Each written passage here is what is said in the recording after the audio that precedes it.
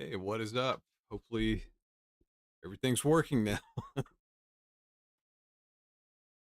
haven't streamed in like 2 weeks, so it's like I gotta relearn how to do everything. Hope everybody's doing well. Didn't mean to go so long without streaming, but I've had a lot of stuff going on. Nothing major, but do want to let's give a shout out to my dad, Papa Bad Vibes. Nobody calls him that, but been going through some health stuff, but he got some good news. When did we go? Last week. Wanted to visit last week. He's doing good, and hopefully he's going to continue to do good. We had a very good visit and some very positive news. He's feeling great, so I don't want to go too far into it, but that's partly where I've been. Nothing, you know, nothing out of nowhere, but we were waiting for a follow up. Everything's good. But how is everybody else doing? What's up, Zwar? Still got your stream going?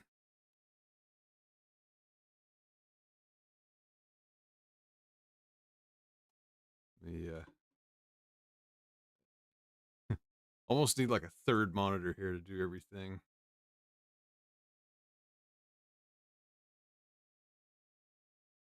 Give Zwar a shout out. He's super cool. If you don't know him, we know each other in real life. He is a yoga master, RPG player, and he has the longest streak on Twitch that I'm aware of right now. He gosh, let me go over. He's over 500 days. Where you at now? Whatever it was, like 505, something like that. He's been streaming a lot, so check him out for sure. And yeah, no, 3 monitors would be nice. I joke about that. I do have 3 monitors. 2 are my computer, and the third one is actually my emulation computer. That's where I play the games usually. So, yeah, my desk is full, and I still need more space. But I had a professor way back in college. He's kind of who turned me on to the multi-monitor thing. He basically rescued a bunch from the dumpster, and I went to his office one time, and these were like none of them were flat panel. They were all like huge, like CRTs that looked like they weighed 200 pounds. He had like 3 or 4 of them on his desk, and he had one that just had email on it. And I was like, hey, that's a pretty cool idea. So not long after that, I started using 2 monitors and haven't gone back.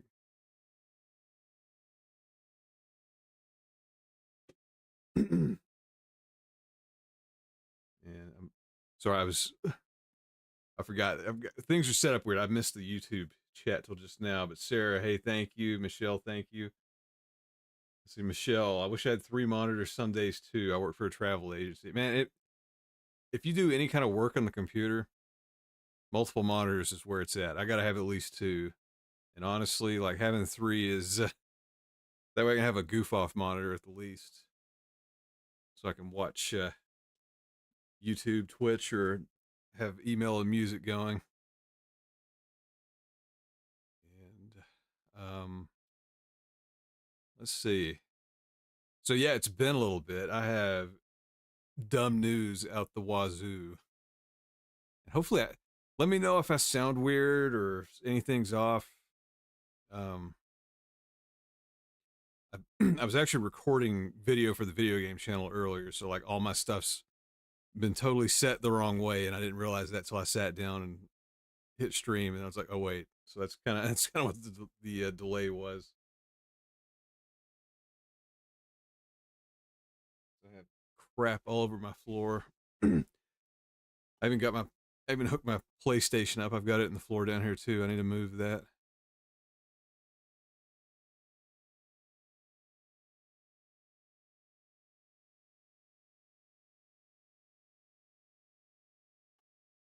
EDH sounds fine. Thank you.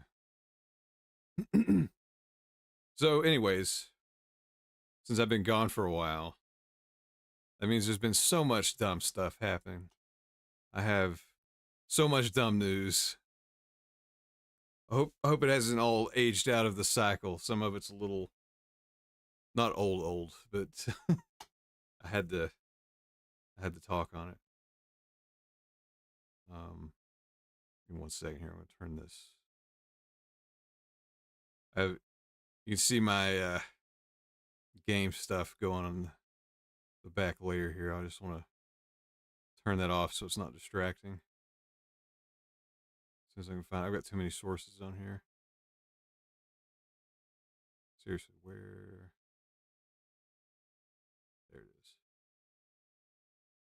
Let's make those little brown blocks go away. All right.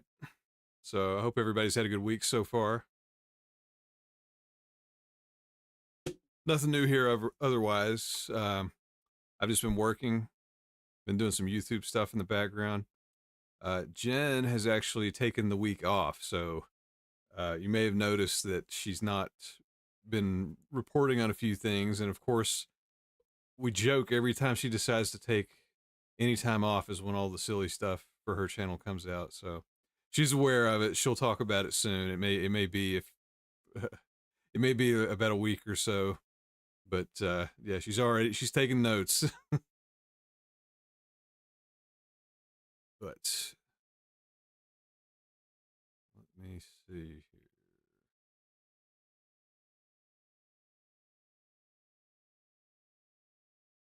Make sure I got things going right.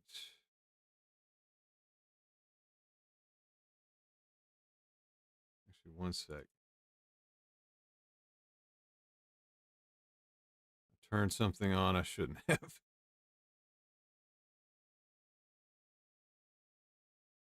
There we go. Okay. All right, we're back.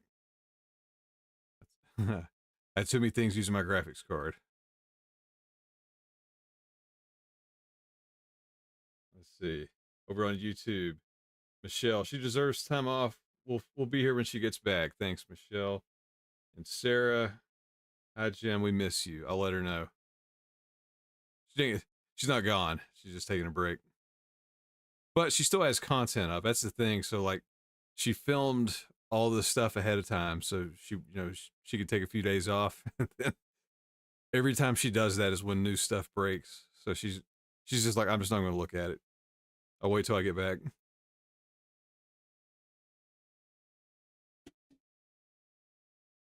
But what we can look at in regards to news is dumb news. So let's get it going.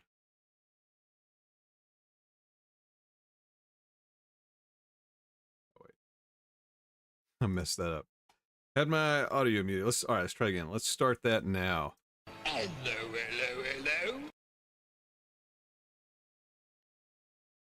All right, so hello. This is Dr. Bad Vibes. Thanks for joining me.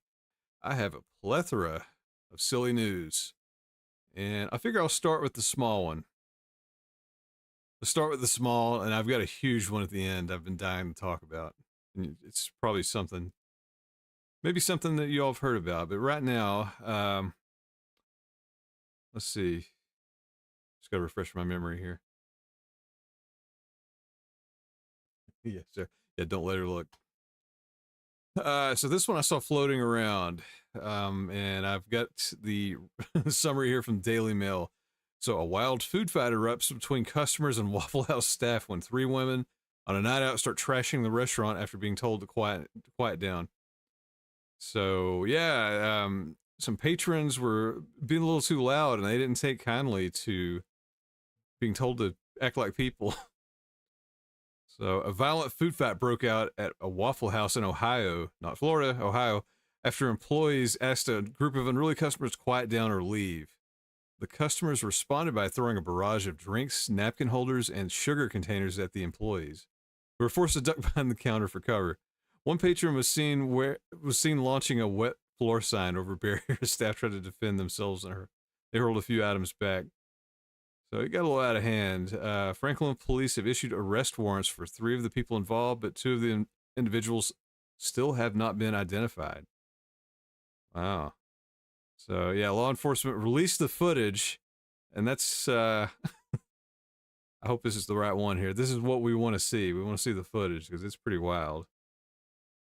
And we got some photos here. I mean, you can tell they made a mess. Here we go. Let me Let me make it big here. So I thought this girl was. It has been a month since police released his. Oh. Let me make it big. Zoltar, I want to be big.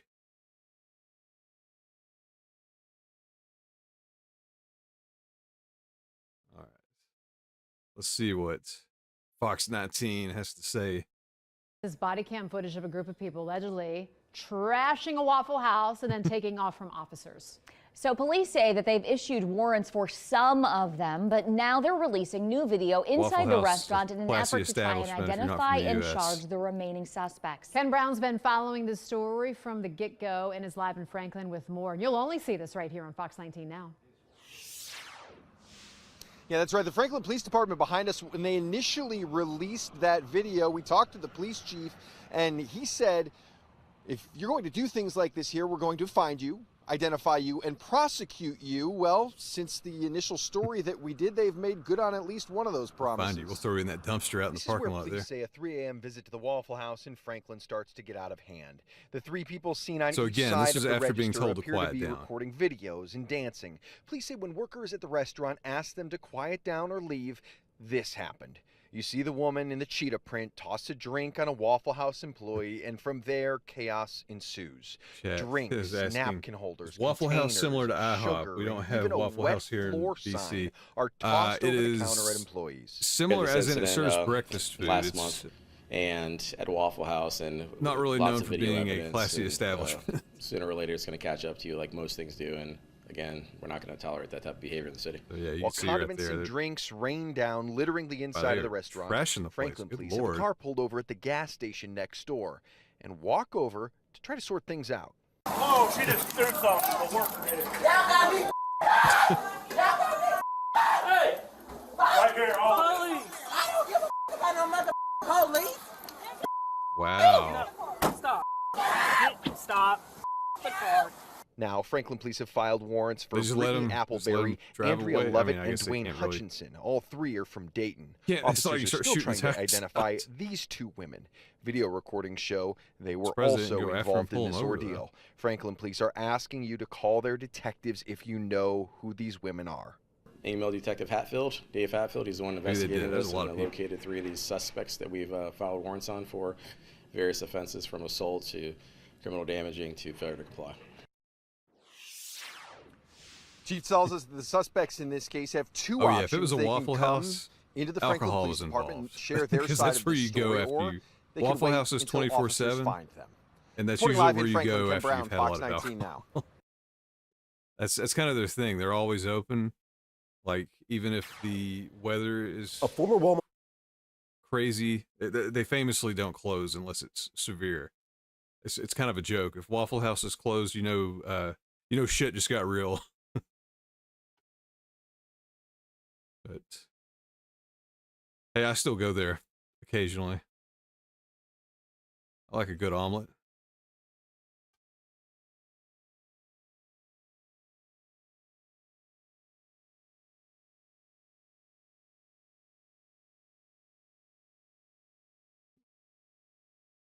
But yeah, I kind of got confused on who they actually chased down, but it looked like the ones specifically in questions, the one that were cussing at the cops just kind of drove away. Like, kind of surprised you're able to do that, but sure.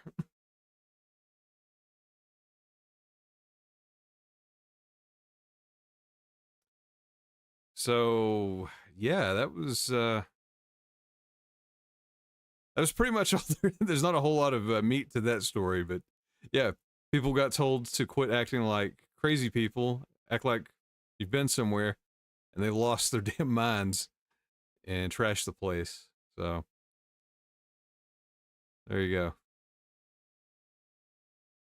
If you're told to be quiet, just maybe I don't know, be polite.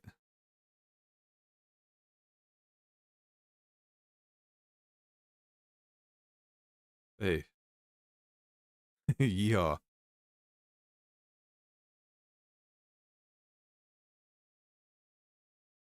And we got plenty of Waffle Houses around. Yeah, act like you've been somewhere. I think Huddle House is more common everywhere I've lived, but I mean, they're about the same thing, you know? Actually, I had the opposite happen to me once. I went to a Huddle House, not drunk, not alcohol, just out late. And for some reason, they had two people working, the cook and the server, and she refused to serve me and my friends. And like, we were probably like being stupid to each other, you know, just like usual. We weren't being like loud and obnoxious about it. I don't know. She just decided she didn't like us, and we sat there pretty much in a full restaurant. And then, you know, we were talking and like, you know, just hanging out. And then we realized like the crowd was dying down and we still hadn't been served yet. I started looking around and I'm like, you know, hey, these people came after us and they've got food. And so we said something and they're like, okay. And then, you know, more time passed and you can see where it's going. They straight up just refused to serve us for some reason. And then the lady even went so far to the server, she sat down at the bar area and started reading the newspaper. And so at that point we look at each other like, what's going on? So I got up. I mean, this was forever ago. I was probably a teenager, early 20s. So I actually got up and just sat down beside her. I'm like, hey, you want to take her order? And and then she like looked at me disgusted and walked away. And I'm like, okay. And finally, I can't remember what we did. I think somebody came in to start their shift, and I was like, hey, we're just trying to order food. It's like, we're not wasted. We're not doing anything. It was so weird. But anyways, that's a total tangent. This was the complete opposite. Don't go places and act like a monster. If you go to an establishment of any kind, just be polite. Don't freaking throw food at somebody because you didn't like what they said. You might just say, I disagree. You know, don't throw a chair. But that's just one. See what else we got. Oh yeah, this is a good one. This is one I found. All right. Hello. Thanks for joining me. Got more dumb news. So this one, hot take. Hot tone deaf take. Let me open the source here.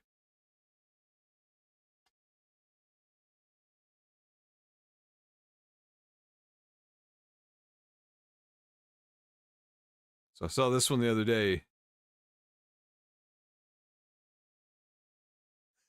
Zwar. I got drunk and threw a cheeseburger at my wife once. She's a vegan. We don't really drink anymore. Yeah, that would probably put an end to that. That's funny though. But anyway, I saw this one a few days ago. The CEO of Kellogg's, you know, in response to inflation and other things going on in the world, suggested that poor families should just consider eating cereal for dinner. And as a fan of cereal, even though I know it's not great for you, but, you know, growing up, I've had so much cereal. Like, you can name pretty much every current and discontinued cereal. There's a very good chance I've had it, and I have opinions on it. Like Frosted Flakes, they're great. But currently, they're not that great. They're not great enough to replace dinner, although sometimes I've totally done that, but that was not out of necessity. That was out of laziness. But Gary Pilnick, the CEO of Kellogg's, so he had a bad take on this. And well, along with everything, cereal is like way more expensive. I bought some recently for the pantry, and I was like, good God, when did that happen? That used to be the cheap thing. So let's see here. I'll just summarize it with the article. So the multimillionaire chief executive officer of Kellogg's has drawn scorn from some quarters after recently suggesting that families with strained finances could cope by eating, quote, cereal for dinner. And so he was speaking live. This was on live TV, by the way, on CNBC. And, yeah, not too different than saying, let them eat cake. So, Marie Antoinette is now joined by Tony the Tiger. And who else does Kellogg's have? They don't have, I don't know, they got the cornflake rooster. So anyways, the cereal category has always been affordable, and it tends to be a great destination when consumers are under pressure, he said amid a discussion of high grocery prices. Oh, gosh. If you think about the cost of cereal for a family versus what they might otherwise do, that's going to be much more affordable. Yeah, I don't know about that. I mean, honestly, like, now as a grown-up, as an adult that has adult hunger, I treat cereal like a dessert. Like, I don't eat it for breakfast. It's pure sugar in most cases. I mean, there's a few decent ones, I guess, but, you know, you can do better. I mean, if you're trying to eat a healthy breakfast, I mean, get oatmeal, don't get cereal. Get some oatmeal and build on that. Quaker Man knows more than a talking tiger that plays soccer. So his companies include Frosted Flakes, Fruit Loops, Corn Pops, and Rice Krispies. Yum, yum. Sounds like health. So yeah, so the host actually asked if he was afraid the remarks would, quote, land the wrong way. And the CEO even doubled down, saying, in fact, it's landing really well right now. Cereal for dinner is something that's probably more on trend now, and we would expect it to continue as that consumer is under pressure. Wow. Like, talk about out of touch. That'd be like the Michelin Man coming on CNBC and be like, man, don't quit eating food. Just eat tires. Like, he's just trying to sell his garbage.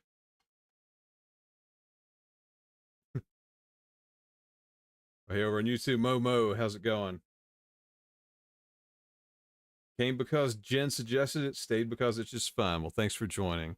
I have a lot of news, so we're going to have fun reading this news. We'll talk a bit, and typically at the end, I'm streaming on Twitch as well. I keep everything going on Twitch, but I shift the stream from Dr. Bad Vibes Speaks to Dr. Bad Vibes, where I play video games. So if you want to hang around for that, I'll be doing that. But we've got a ton of news to go through, so that'll be a while. So anyways, yeah, so obviously that message did not land well because people heard the message. So, and one TikTok user derisively referred to a September 2023 Securities and Exchange Commission SEC filing, which showed the CEO earned an annual base salary of $1 million and more than $4 million in incentives. That's a lot of cereal. That probably comes with a prize. And another user on the social media platform reacted by saying, what the hell kind of dystopian hellscape is this? Give the peasants cereal for dinner. That is very true. I mean, it's like, it's literally the modern day let them eat cake. But let's let them eat Rice Krispie cake.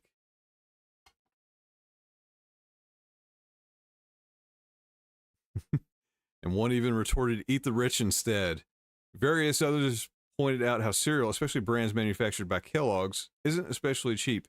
No, it is not. It is shocking how expensive cereal is now. The boxes are tiny. You get like, what, 4 bowls out of it, maybe?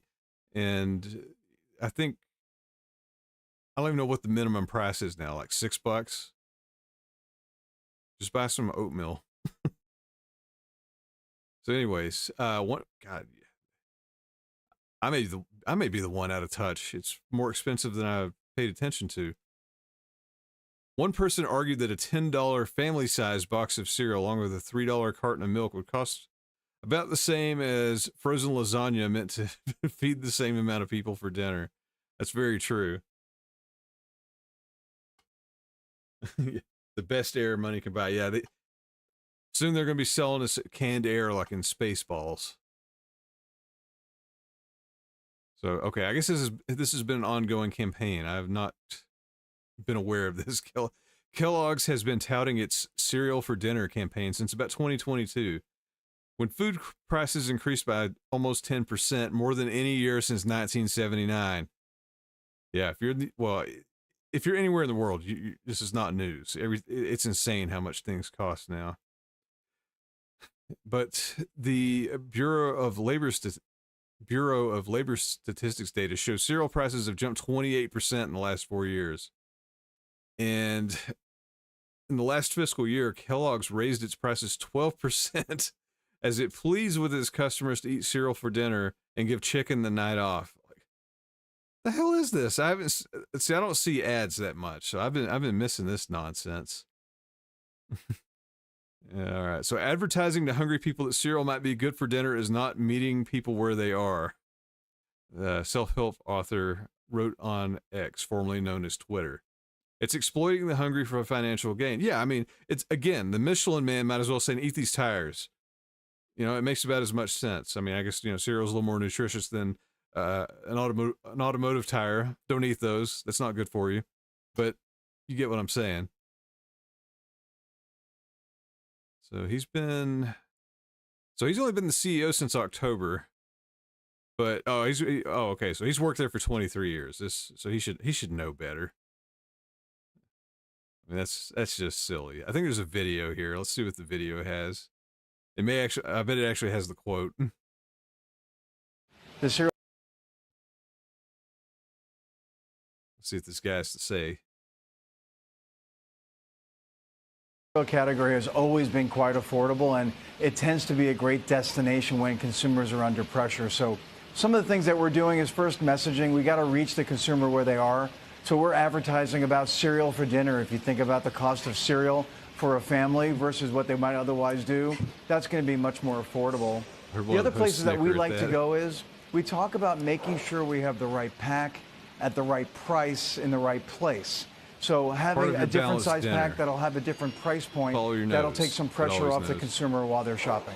So those are some of the things that we're doing. But in general, the cereal category is a place that a lot of folks might come to because the price of a bowl of cereal with milk and with fruit is less than $1. So you can imagine why a consumer under pressure might find that to be a good place to go. Right. I'm all for innovation and marketing, but the idea of having cereal for dinner, is there the potential for that to land the wrong way? We don't think so. In fact, it's landing really well right now, Carl. When we look at all of our data, of course we would know that breakfast cereal is the #1 choice for in-home consumption. We understand that for breakfast. It turns out that over 25% of our consumption is outside the breakfast occasion. A lot of it's at dinner, and that occasion continues to grow, as well as the snacking occasion. But cereal for dinner is something that is probably more on trend now, and we would expect to continue as that consumer is under pressure. Wow. Yeah, let them eat cake.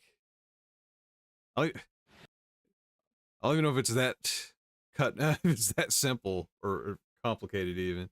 They're just trying to sell their freaking cereal. Part of a balanced breakfast, I guess. It's part of my balanced dinner. I don't eat it for breakfast for nutrition. I get some Cinnamon Toast Crunch for freaking dessert because I know it's not good for me, but it tastes good. That's not what cereal's for anymore. Yeah, that's a good point. Less than $1. Where's he getting his milk from? Does he just have a cow? He has like some Flintstone setup where the cow's in the kitchen. He just like he just pulls the curtain back and yanks on the teat, and he's like, "There's my milk." But yeah, I don't think if you're trying to save money, I don't think cereal's the way. I mean, eggs. I mean, everything's expensive. Eggs are expensive too, but I mean, get an egg, get some oatmeal, get some fruit. Don't blow it on Tony the Tiger for dinner. It's food. I'll take one quick look. Let's see. I'm just curious. This is the Reddit article here. Have they got anything funny? Oh, here's an article that explains it all. They're trying to expand the company. They're going to scale up cereal production. So why wouldn't they tell you to eat more? There's always a story. And honestly, if it's on CNBC, you know it's shit. That is the sketchiest news organization. It's all to trick investors to buying garbage or to go again or to not buy good stuff. It's a very corrupt news outlet. Don't trust it. Don't watch it. That's been my TED Talk. It's great.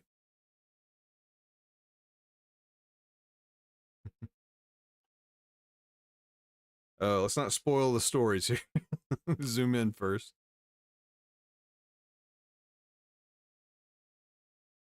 Oh, I think this was one Jen sent me. But yeah, going back to the other one, it's a good point. Like, when you really do the math on it, those family-sized cereal boxes are not big. They're not big at all. Like, I think 4 big bowls would clear it out if I'm not mistaken. I've backed off on cereal, honestly. It's not, most of them aren't that great for you. Hence why I save them for dessert. The cartoon leprechaun is not interested in my well-being.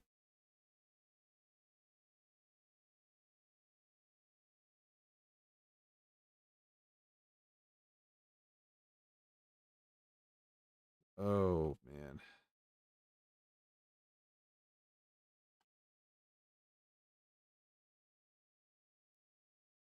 Let's see what else we have here. I'm not used to talking. I'm losing my throat's getting dry.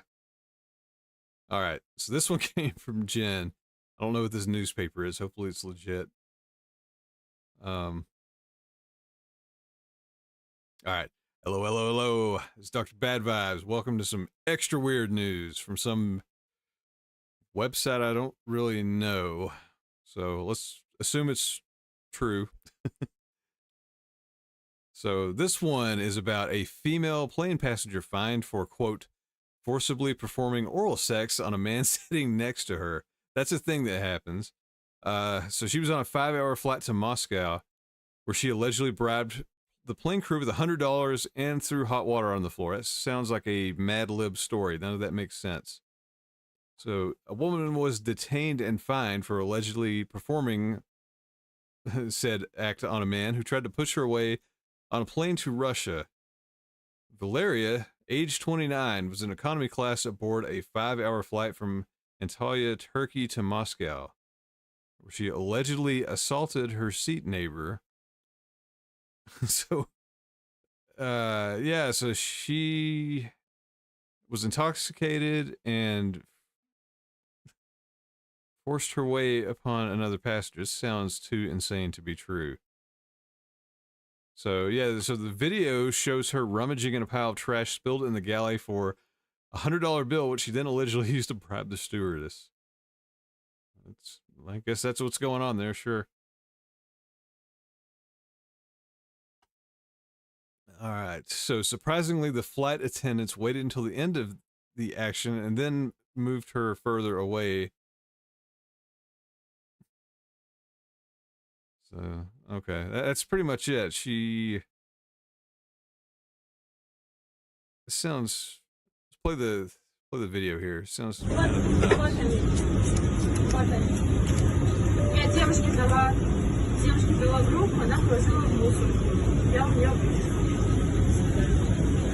She made a mess. I don't know. That didn't show much. I don't know. I've never heard of this website. So I'm just going to move on from this. I don't know if this is real. It sounds too dumb. But that's also the world we live in now. All right. Oh, yeah. Forgot about this one. I love the headline. Oh, hello. Thanks for stopping by. This is Dr. Bad Vibes here with some weird news. Remember that time in school when your teacher had you sword fight? I don't. But this school does. So a teen sues his I don't know if it's a guy or a girl, I forgot. Anyway, a teen sues high school after science teacher brought swords to class and instructed students to fight. You want that A, Timmy? A New Mexico school, its vice principal and a teacher there are the subject of a lawsuit alleging that the teacher brought real swords into her science classroom and instructed students to fight with them, causing one student to become badly injured. Well, that's usually what happens in a sword fight. They ended a draw at best. So the lawsuit is being brought on behalf of the student by her grandparents and permanent guardians. According to the lawsuit, which was filed on February 23rd, the student was a 16-year-old sophomore at the school. Wow. So the incident began when the teacher identified in the lawsuit brought 2 swords into the school on May 2nd, 2022. She allegedly hid them from students, security staff, and other school personnel until the class was in. Yeah, that's the thing. You want to sneak when the teacher's sneaking swords in. What are you learning? So at that point, Mitchell allegedly announced that she had a surprise for her students, according to the lawsuit, and revealed the 2 swords. One was a katana-style sword with a long curved blade and sharp edge. That's usually what swords have. And the second was a rapier-style sword. So, katana versus like a fencing sword. Okay. That doesn't sound like a fair fight. For after bringing out the weapons, she allegedly instructed the students to rearrange their desks and create a space in the middle of the classroom for pairs of students to fight. Is this freaking blood sport? Where the students just sitting around like, kumite, kumite. So the fights, they were even timed. The fights were timed with a 2-minute timer displayed on the classroom's projector and filmed and photographed by the other students. They have video of it. And additionally, the teacher has no certifications or experience in sword fighting. I mean, obviously not. It looks like, that's straight up a katana you'd find on like some anime nerd's wall. That's not legit. Welcome to the Thunderdome. 2 students enter, 1 student leaves. Or maybe no students leave. I don't know. They don't sound like they're very experienced with swords. All right. Gosh, this is very detailed. I love this.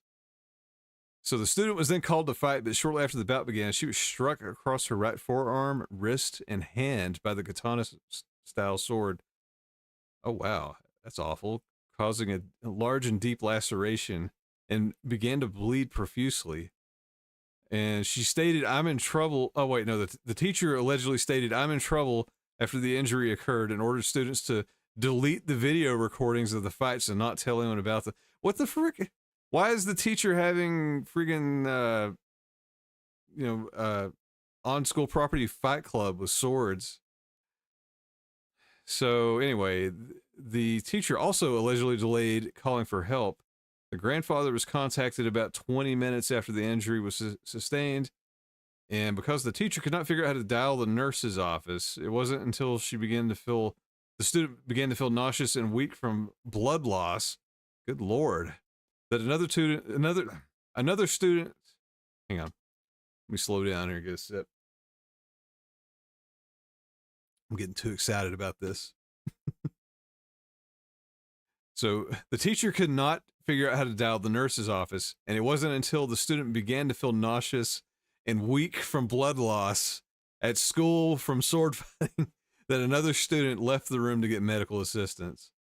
And so about 30 minutes after the student was initially cut, 911 was called and she was taken to the hospital. That is nuts. What school is this? Freaking samurai school? The lawsuit described the injury as a gaping wound that resulted in injuries to nerves and tendons in her hand. So that remains damaged despite surgery on the area and causing an ongoing daily pain. It makes many things difficult. And she's got to she has to undergo occupational and physical therapy. And her dominant hand remains significantly weaker than her non-dominant hand.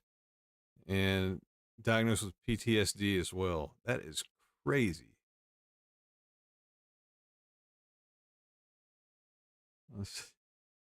So anyway, this is just kind of talking about the state of the student at this point.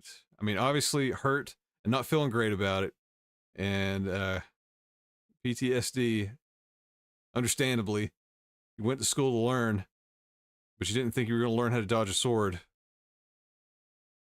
And so, anyways, the lawsuit also alleges that the school attempted to cover up the incident with the assistant principal identified as, I don't like to read names out on here. This is all for the silliness. Anyways, with the, let me start over so I don't lose my rhythm here. The lawsuit also alleges that the school attempted to cover up the incident with the assistant principal filling out an official accident report that described the swords as a prop brought in to teach students a lesson on metal and melding. Okay, it was a shop class. So the incident report that the student had been injured, but said that the injury did not violate school rules, despite the school and state both prohibiting deadly weapons, which probably includes swords, which, I got ahead of myself, which would include swords from being brought onto school campuses, because we don't do that. The lawsuit argued this was an attempt to deflect liability away from the teacher. So lawsuit seeking compensatory and punitive damages, as well as attorney fees, blah, blah, blah. Yeah, that doesn't sound good. Don't bring swords to school, especially if you're the teacher.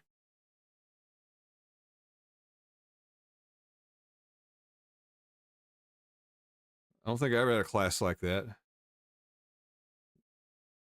Maybe people threw some paper balls, spitballs.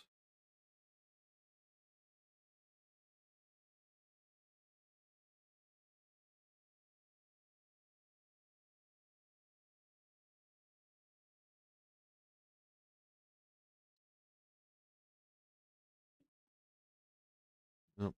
That teacher is probably done.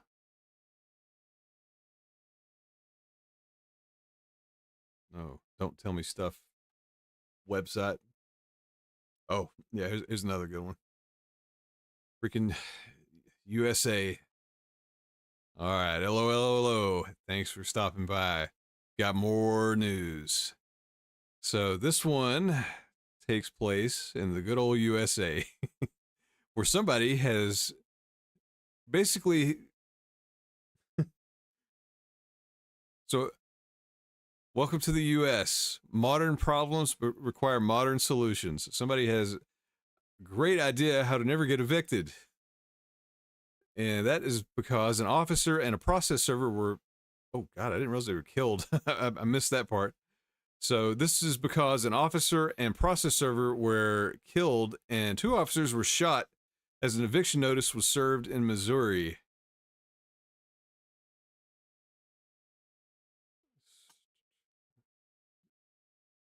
So, an officer and a civil process server have been killed, and two other officers wounded after gunfire erupted as the process server is delivering an eviction notice in Missouri, and police rushed in to help. Suspect is in custody, and that's about all they say about that. So, anyways, the story is the deadly encounter comes after. Let's see. Hang on, that's just statistics. Sorry. So this happened in Missouri. Officers were called shortly before 1 p.m. Thursday to a report of shots fired at a home in Independence near Kansas City. When they arrived, they found the civil process server injured, and as the officers went in to render and extract the victim, they were met with gunfire. All 3 were shot. And a second officer underwent surgery. First officer died from his injuries. Gosh. This one was a little more, I kind of skimmed it. I missed all the seriousness of this one.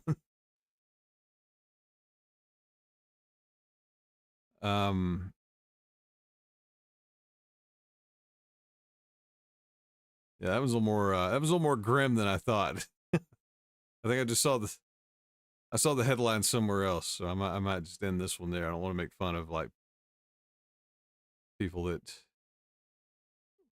you know, got taken out by doing their job. That's awful. Yeah, that's a bad one. Let's move on for that. That's if you get evicted, just leave. Don't freaking blast everybody.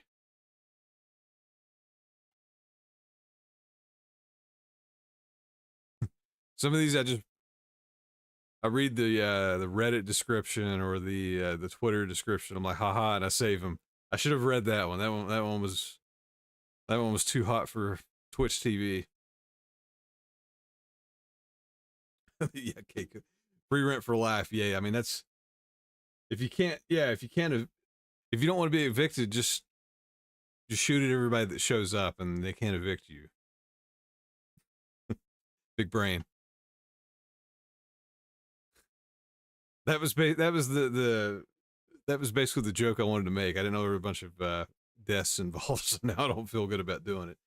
Anyway, let's move on. Hello. Thanks for stopping by. Dr. Bad Vibes here. Got some silly news. And we got a mother accused of threatening kids and running over a kid with her truck over bullying. Let's see exactly what happened. So a mother ran over a girl and threatened children at a park for bullying on Tuesday. So a 30-year-old drove to the... I don't like giving out too many specific details. So according to court documents, a 30-year-old drove to the park around 4 p.m. in her white Chevy Silverado and walked over to a group of kids and started a shouting match between them.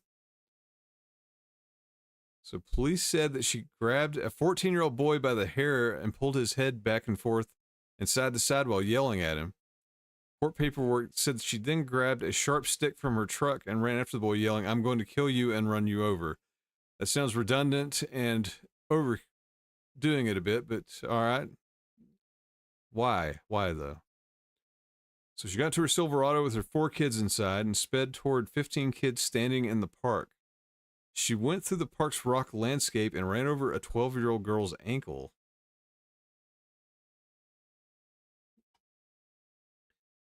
So she allegedly kept driving through the park as kids ran for their lives. She then went back to the parking lot and sped off on 87th Avenue. She was caught on cell phone camera and they tracked her down the home. So anyways, during an interview with the detective, she said it started because she saw preteens throwing wood chips at 3 of her kids and believed one of them punched her 10-year-old daughter. She said she confronted them and they called her a bitch. So she grabbed one boy and told him not to call her that, court records said. She admitted to get a stick and walking towards another boy who called her a fat bitch, but claimed that she never threatened him, according to court paperwork. So she said the second boy followed her to her truck and started dancing behind it. She claimed she yelled at him to move, so he did. And police said she admitted to putting the truck aggressively into reverse and then into drive before driving through the park. She said she didn't believe she ran over the girl, but later said, "I hope I didn't." And she said her children were being bullied by the group of kids and reported it to the police and school, but nothing was done. She said she thought her 4 children had seatbelts on and told police they were bouncing all over the place while she drove through the park. So, yeah, she was booked into jail on 6 counts of endangerment, 4 counts of aggravated assault, 2 counts of aggravated assault with a deadly weapon, and 1 count of attempted first-degree murder. Good Lord. Yeah, she messed up. She's being held on a $250,000 cash bond. So, yeah, I mean, like, I can understand being upset seeing your kid getting bullied or any kid getting bullied. But there's a way to handle that. Going after them in a truck is not how you do that. Maybe yelling at, maybe scaring them a little, but you can do that with words. See what the video says. It all happened here at this park near 91st and Olive Avenues. Detectives say that woman threatened to kill a teen boy before driving her car through this park. You can still see some tire marks here in the gravel and on the sidewalk tonight. She went off-roading. Is recommending a $250,000 cash bond in this case. 30-year-old Brandy Gotch making her first appearance in court this morning.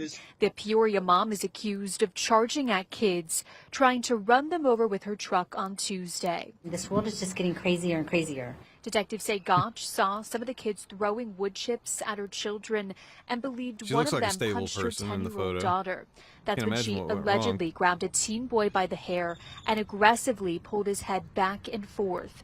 Court documents reveal she then got a sharp stick from her car and chased after the boy, yelling, "I'm going to kill you and run you over." This is a mom trying to protect her child, and she's going after another child to do it. That's not showing the right example as a parent. Police say Gotch then got into her truck with her kids, unbuckled in the back seat, and sped toward a group of more than a dozen children, running over a 12-year-old girl's foot. Multiple other children that were forced to flee to avoid being run over. Police later tracked down Gotch at her home down the street from the park and arrested her.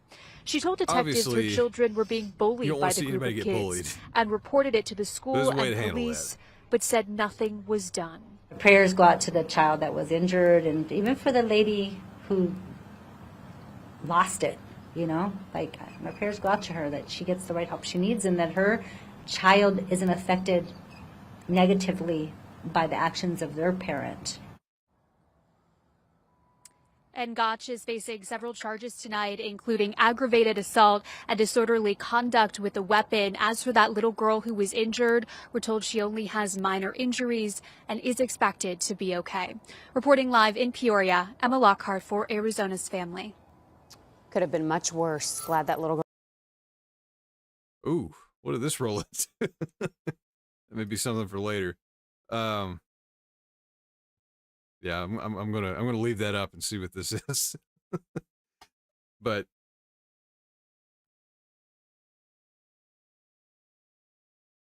oh, there's another video. Let's see what we got.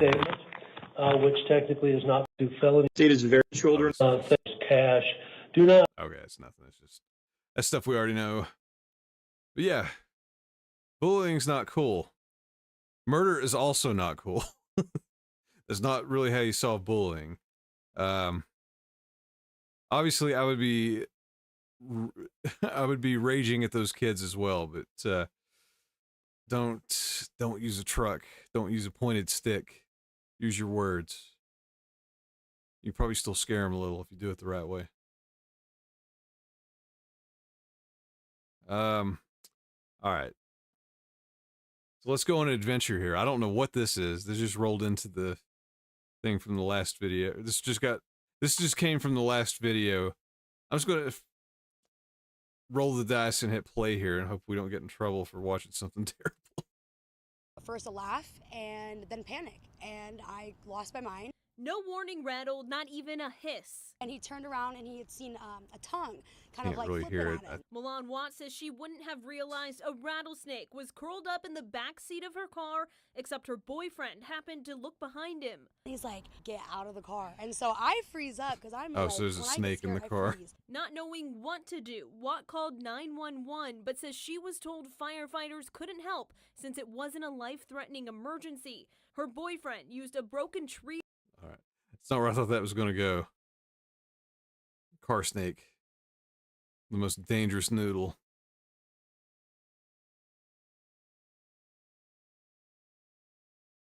All right, let's keep going. I'm looking at my tabs up here and I see some of the stories I know a little more about. And they're a little more fun.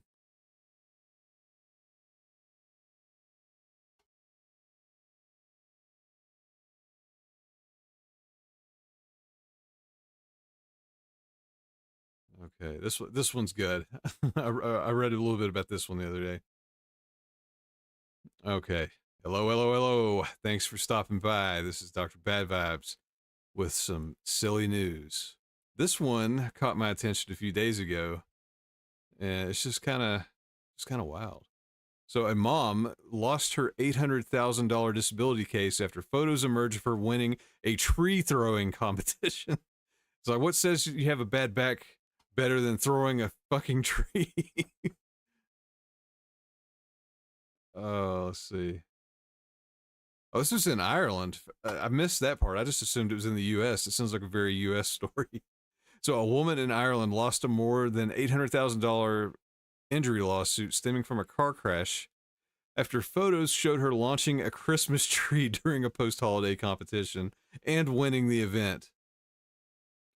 So she sued an insurance agency in the country after a 2017 car crash she claimed caused her debilitating neck and back pain. It prevented her from holding down a job for 5 years. She's a mom from two from the town of Ennis in County Clare, Irish media reports. So the car accident was a result of somebody hitting her car from the rear and allegedly left her unable to carry her young children or complete household chores. She quit her job shortly after, received disability payments, and argued that her previous and future lost income totaled more than $500,000. Yeah, she looks hurt, right? But to be fair, her pants say I just can't. So maybe she couldn't. Maybe that's the argument. She can't. I mean, a picture's worth 1,000 words, and then there's like 3 or 4 words, depending on how you count a contraction. They say she can't. I don't know. You be the judge. So soon, however, newspaper reports surfaced of her competing in a Christmas tree throwing event in January 2018, nearly a year after the accident supposedly left her with disabling pain. So the Irish court reviewed a photo of her launching the tree, which the judge described as a, quote, very graphic picture. That's a weird choice of words, but okay.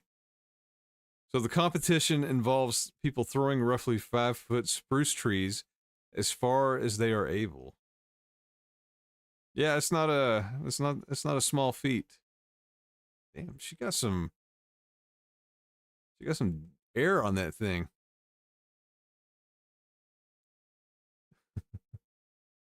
So the competition involves these 5-foot trees, and quote, it is a very large natural Christmas tree, and it is being thrown by her in a very agile movement.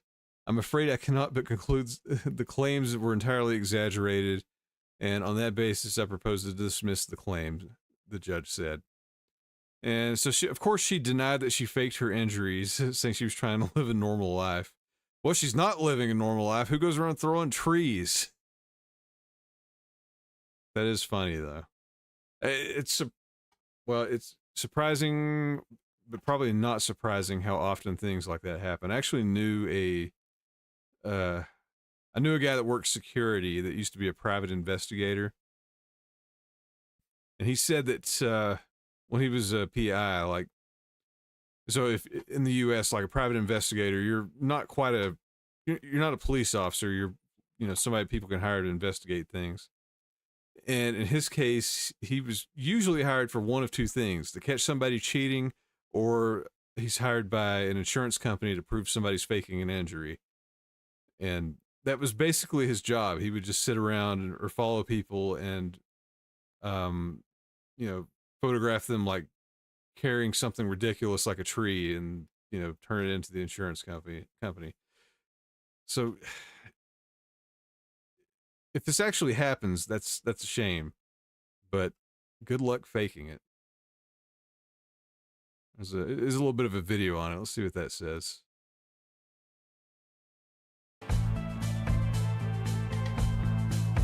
Is it just the article stock footage?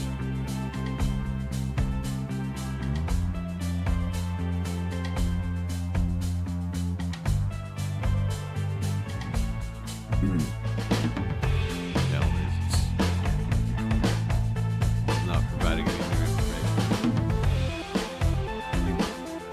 Just a way to trigger you to see an extra ad. Joke's on you, I've got ad block on. Haha. New York Post.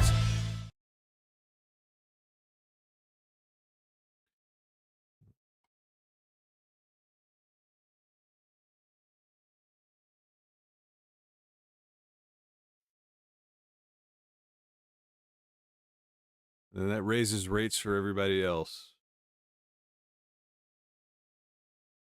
I've always wondered how many of those claims are actually valid. I mean, obviously, people can get hurt, things can happen, but a lot of them can be faked. I'm not saying it's the majority by any means, but I'd say there's a good number that are just based on people I know that are not totally legit.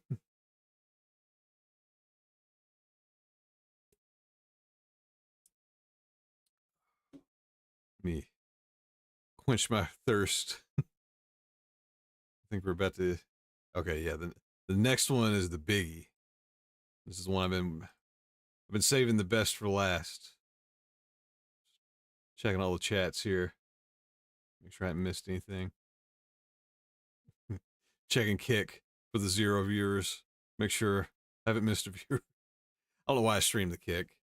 I mean, it's just because I can. Nobody uses Kick. But I do enjoy Twitch, so if you are watching on YouTube, definitely check out twitch.tv/DrBadVibes. The streams are uncut there. This is where I keep it all together.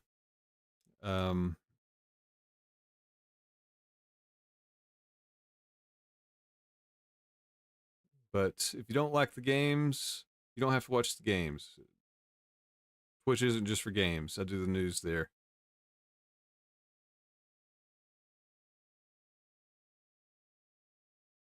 Give me 1 sec. I just realized I didn't have the wrong card here for my Twitch channel. Let me update that.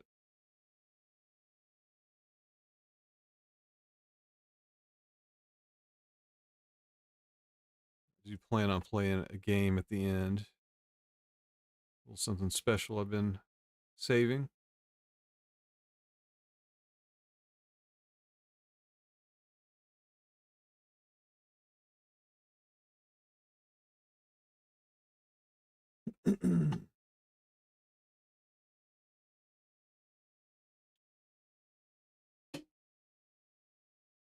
Not used to talking so much.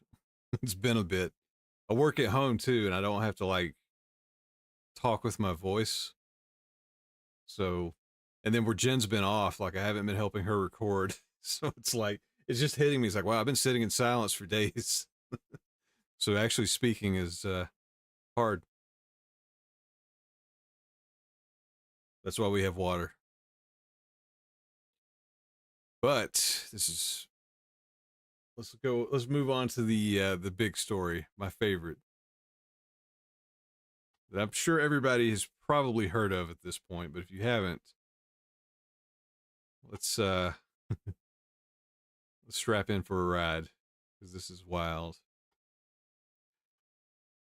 Hello, hello, hello. Thanks for joining me. This is Dr. Bad Vibes. Journey with me to a land of pure scam. You've probably heard about this one already, but I have to talk about it. It had me so shocked. So if you haven't, an event was held in Scotland. Kids were left in tears and police were called over a shambolic Willy Wonka-inspired event after parents forked out over £35 per ticket. Zoom in just a tad. Oops. Will not zoom in a bit. It does not want me to do that.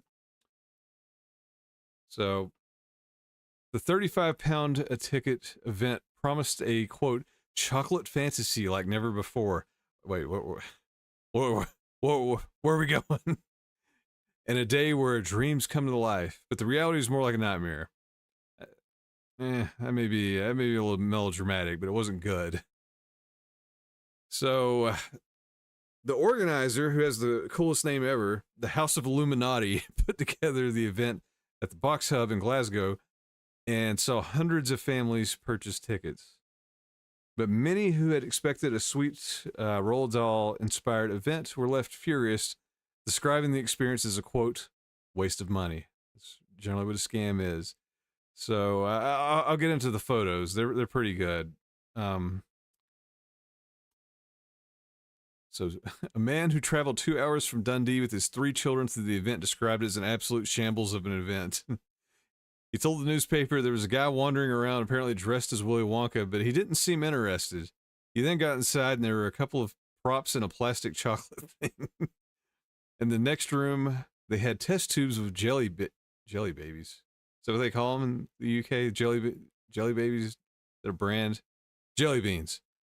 I said to the kids, at least they would get a bag of sweets, but they gave them one single sweet each. Yeah, they were giving them one jelly bean per kid. So one parent wrote on Facebook, my wee girls ate.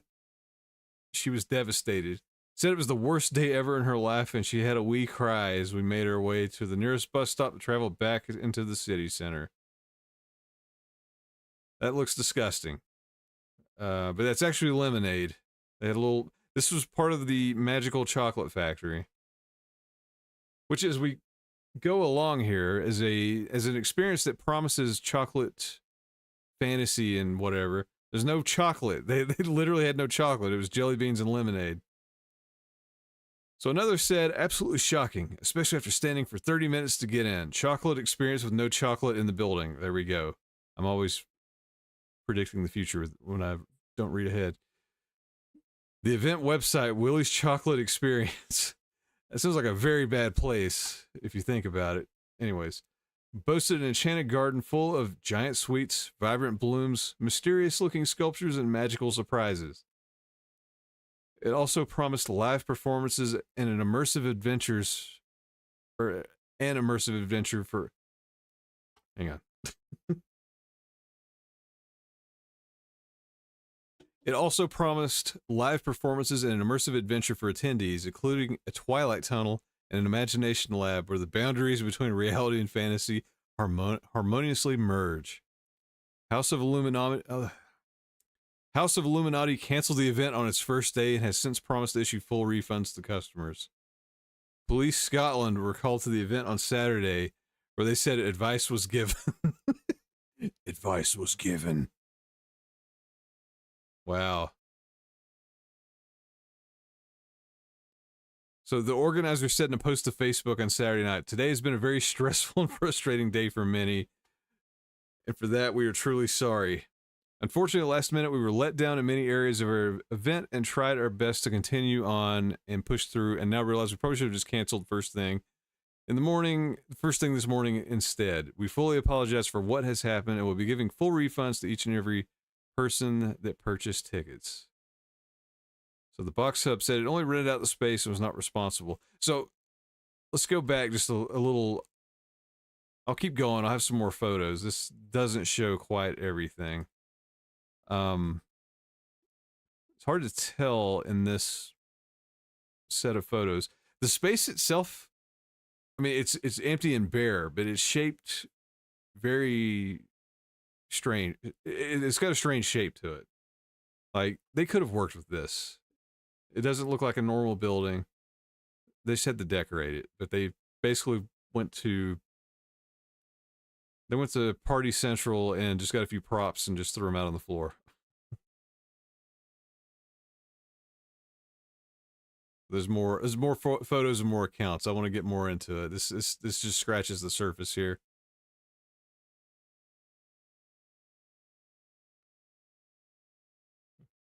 Oh, come on, Yahoo.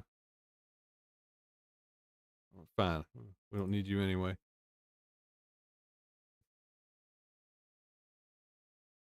Give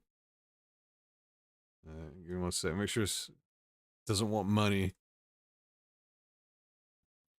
So this is so big. Oh, sorry, Sarah. I just do a Scottish accent. If it's not Scottish, it's crap. Willy Wonka, more like Willy Donka.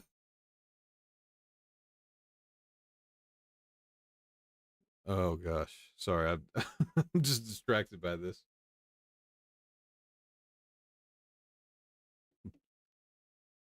You know, if I were to show up, I'd hit them with a closed fist. So this is so big and international that Vanity Fair even wrote about it with the subheadline I just noticed. I love Oompa Loompa Doopity Don't. So Willy Wonka's Chocolate Experience, Nightmare, what went wrong? So this kind of goes into it. Obviously that's a photo from the movie, which is probably what people expected. It's not what they got. Let's see here. See what Vanity Fair has going on. So things have gotten even wilder in the world of Willie's Chocolate Experience. So this is talking about the statement on Facebook. So the statement is not signed. It does not explain how the writer is affiliated with them, but the mystery writer does apologize and take full responsibility for the event. I want to make it clear that anyone who's hired externally or offered their help are not affiliated with the me or the company, and any use of faces can cause serious harm to those who did not have any involvement in the making of this event. Okay, so that sounds very weird. It sounds like it was written by AI. And I would not be surprised if it were. As we go along, you'll see why. So, the statement also refers puzzlingly to a marriage ceremony that has either been canceled or postponed. Let's see, regarding a personal matter, there will be no wedding, and no wedding was funded by the ticket sales. This is a difficult time for me and ask for your understanding and privacy. So, this is they'll rectify the situation with refunds and ask for a bit of time to process everything that's happened. It is simply signed, sincerely. Yeah. So let me go back. It makes a reference here. I'll come back to it. So this is the original report on it here that Vanity Fair had. If you stop and think about it, Willy Wonka's chocolate factory is an absolutely terrifying place. A lunatic millionaire lures a group of children and their unwitting parents to his massive estate, where they expect to try his non-FDA approved concoctions, and one by one are horribly disfigured in the process. Fair enough. I always thought it was more of a horror movie than a kid's book. Or kid's movie. I've never actually read the book. I don't know how they compare. I thought they were fairly close. Anyway, all that considered, it's not terribly surprising that a recent event billed as Willy's chocolate experience went terribly, terribly awry. And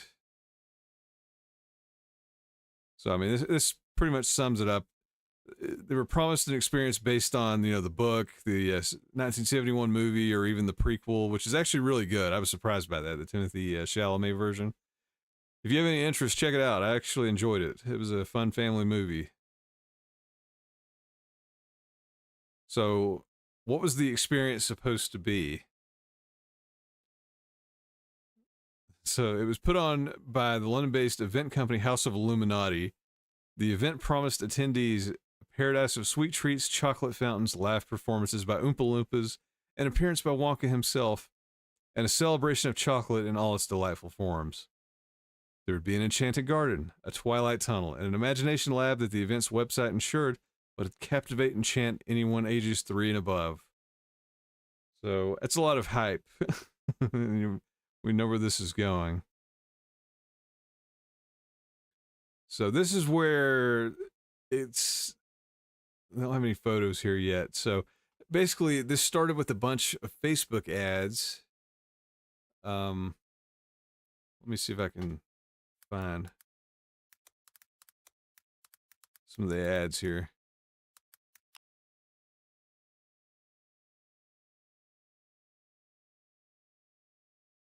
Let me get a better article. Here we go. Skim this Vanity Fair thing real quick to see if there's anything. I think this is like, I just realized how long-winded this is.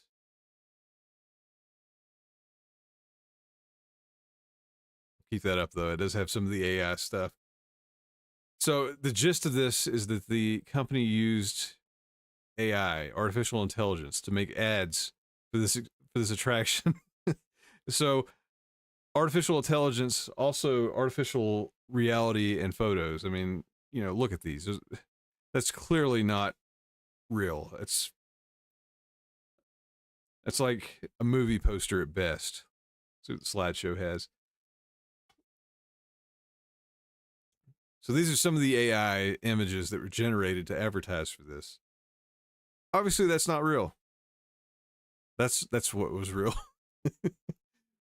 So, what I ordered, what I got. I love some of these.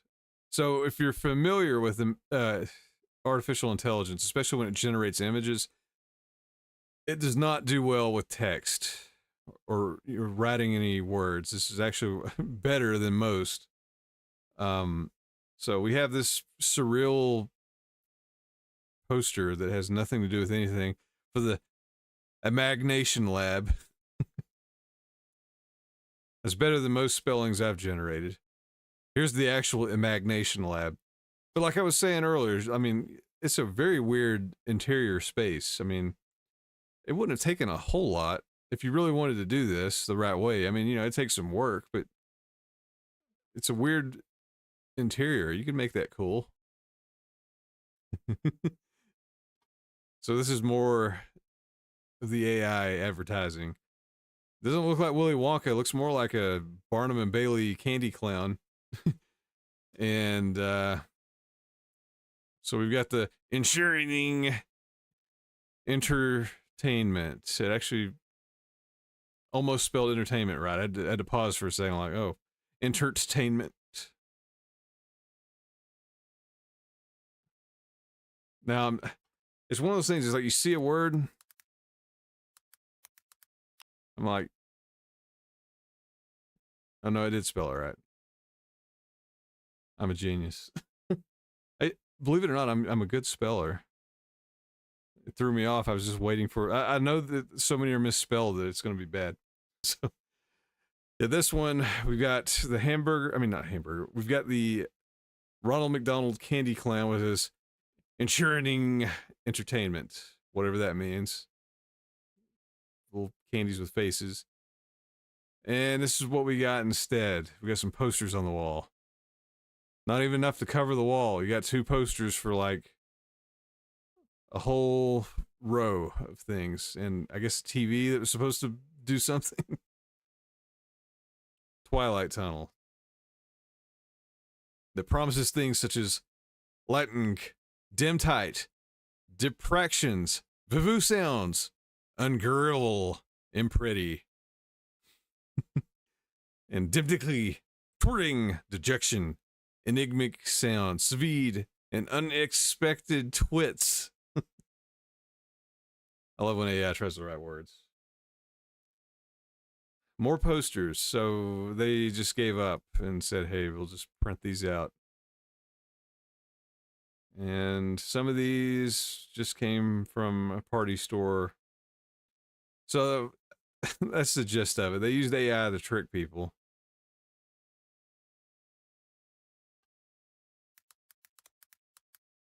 Let me see. There were some interviews with people.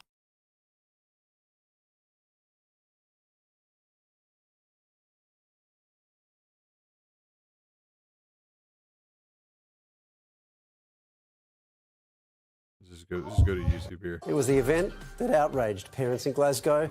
Now, one of the actors involved in the disastrous Willy Wonka experience has finally come clean. Organisers had described it as an immersive experience filled with optical marvels and magical surprises. Okay. But after paying almost $70 a ticket, all families got was an almost empty warehouse. One Oompa Loompa and a lollipop. Oh my God. Oh, it looks so good. Paul Connell, who is the actor who played Willy Wonka at that amazing event. Paul, when did you realise this had gone beyond crappy to a complete disaster? Oh, that's a good question. I think when the police were called, I realised this was not fun anymore. My chocolate factory was going to close down. Yeah, so he was just hired by the company. He didn't even. He had nothing to do with it, presumably. There's some first-hand video. I might have to go to TikTok. I really don't want to. Let me see here.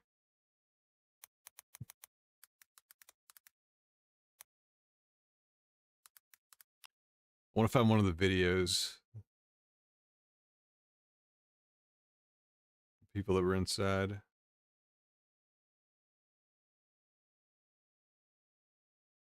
think it was on Twitter.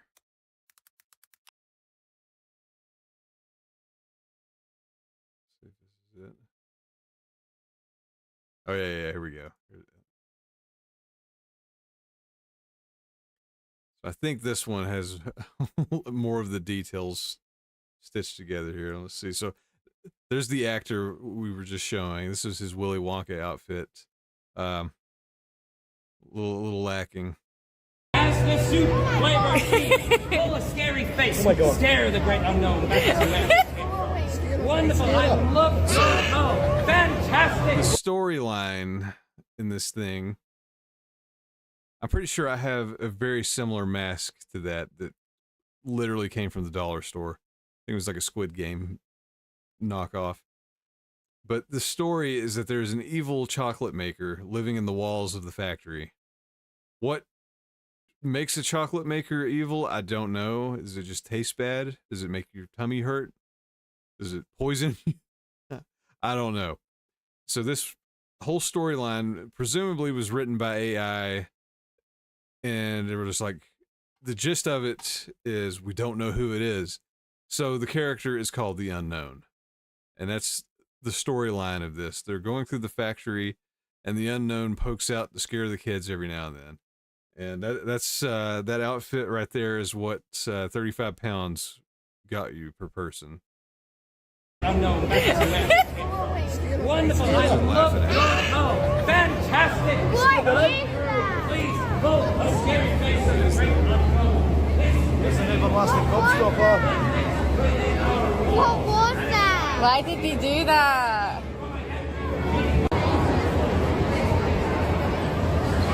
So it's like they started to decorate the place. I'm not joking. I paid £40 a ticket for this.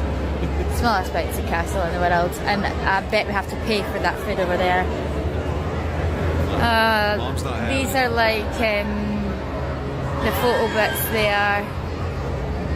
What a waste of money.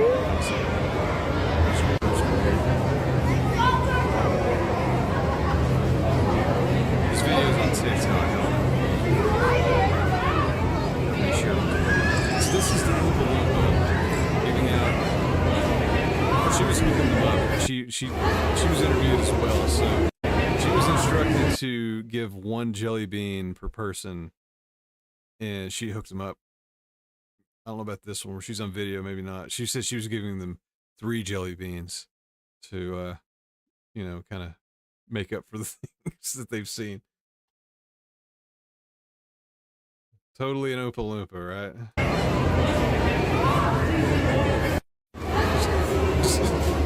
Like, I'll just crouch down. Smallest bouncy castle in the world. This gives you a pretty good view of what was going on the set. It could have been something. It looks like they started. I don't know. Building towards something. Oh, and look, then they just it's a ran chocolate out of river. So Wonka's chocolate's so delicious. Hello there. Now, we have a camera here. We need to film your reactions for the Willy advert. So, trying your feet. And now give me a nice big reaction for the camera. 3, 2, 1, action. Absolutely splendiferous. That is making it into the commercial. Would you like a photograph? Come on over to the table. Do you think you can eat one of these? Ready, stand next to Mr. Wonka. You don't think you can eat one? Do you think you can eat a chocolate bar yourself? Yes, of course you can. They didn't really dance around the Wonka. They knew what they were doing. Yeah. Yeah, those kids, they knew what was up. Such a scam. So it actually makes me worry about artificial intelligence in the future, because it can, you know, totally be used to trick people for various things. This was something so blatantly bad that it still tricked people. And like, that's what scares me. If this was able to trick people so easily, the world's going to get scary once AI really starts ramping up. So I'm just switching back here. So this was just some snippets from the interviews. The guy that played Willy Wonka he's a stand-up comedian, and basically was handed a script that was AI generated gibberish, and then just told you can do whatever you want. And then the Oompa Loompa, she's a dancer, yoga instructor, actor, and it says they offered to pay 500 pounds for 2 days of work. That's pretty good. And then, so she said, when I got the script the night before, I was like, oh, this is not. So yeah, they knew something was up. Oh yeah, here we go. This is what I was looking for. Here's a taste of the AI generated script. I had to say, There's a man who lives here. His name is not known, so we call him the Unknown. The Unknown is an evil chocolate maker who lives in the walls. And so this is from the Wonka actor. At the end of my monologue, I was supposed to suck up the unknown man with a vacuum cleaner. I asked them if they had a vacuum cleaner, and they said, yeah, we haven't really got it there yet, so just improvise. Don't know how they went about that. So, yeah, the costumes were cheap. I mean, everything was cheap. They said some of the things came in an Amazon box that arrived that morning. Wow. So, yeah, it pretty much brings us back to where we were. So, I don't know what the intent actually was, whether it was just a straight up scam, but AI definitely tricked some people. I don't like that part, especially how easily it did it. Oompa loompa doopity doo. I have a scam that's waiting for you. Now give me money.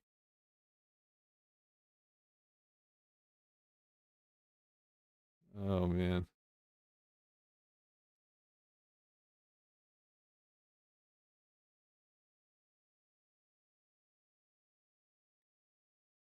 So, anyways, that's where we're at with the news. I feel like I'm a little more caught up. I hope everybody enjoyed the nonsense.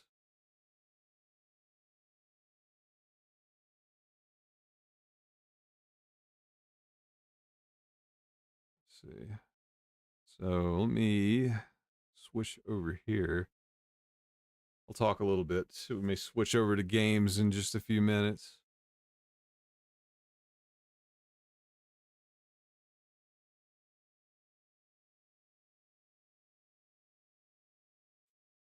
It's not Scottish, it's crap. That definitely wasn't Scottish, if that's the logic. A lot of angry people. I did see, I didn't see in any of those articles that I believe I think it's whoever owns that space or somebody, it's like a bar that's near that space. They're actually going to make the effort to do a good one. I think they saw the demand, just the execution was so poor. But yeah, there was a local bar. I believe they're going to actually try to transform the space and do it right. So hopefully that'll show up online and we can have a good look at that.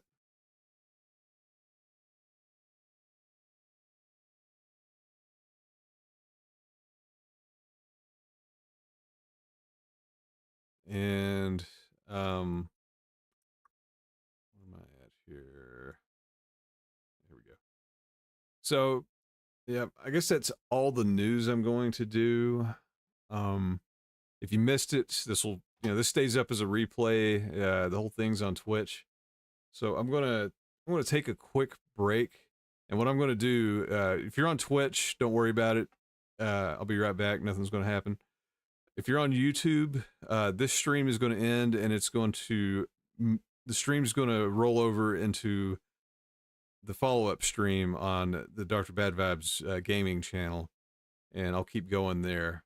So if you want to watch the games, hang out, it'll roll over. And let me real quick,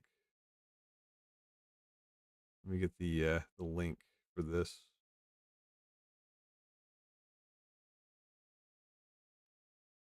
I'm going to pin it in the chat. If for some reason it doesn't roll over and you want to go.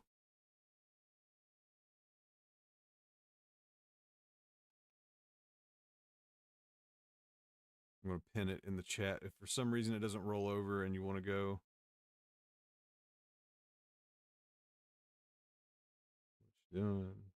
I'm going to pin it in the chat. If for some reason it doesn't roll over and you want to go. There we go. That's the link to the game stream. I'm going to roll us over in just a second. There we go. Oh, I hate this. That's the link to the game stream. I'm going to roll us over. I can't pin my comment because of the stupid thing here. That's the link to the game stream. I'm going to roll it. I can't pin my comment because of the stupid thing here. There we go. Oh, I hate this. Not set up right on the channel here. Let me realize I can't pin my comment because realize that link's not going to show thing here. There we go. Now it's up. Not set up right on the channel here. Let me realize I can't pin my comment because realize that link's not going to show thing here. There we go. Now it's up. Pin that up top. And channel here. I'm going to go to commercial for just a second. Take a quick break. There we go. And this should roll over while I'm gone. It'll end up on the video game channel. We'll keep going. So I'll see everybody in just a few minutes. If you want to hang around, I will be right back. Take a quick break. There we go. And this.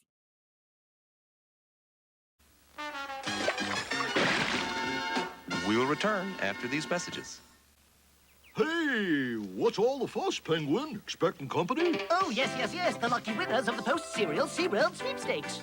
Yippee! You could win a trip to SeaWorld when you enter the sweepstakes on the free poster of Shamu, inside specially marked boxes of Honeycomb and Super Golden Crisp cereal. Winners get to meet Shamu, and all the winter get SeaWorld stickers. Yeah. Details on specially marked boxes. Odds of winning determined by entries received. For free entry, write Post P.O. Box 853A, Churchill, Maryland 21690. Maybe you'll win. Twizzlers make me very happy. I love the way they taste so chewy. Twizzlers make me very happy. We love the way they taste so fruity, so chewy, so happy and oh so juicy. Twizzlers make me very happy. Twizzlers make your mouth so very happy. Oh, so happy.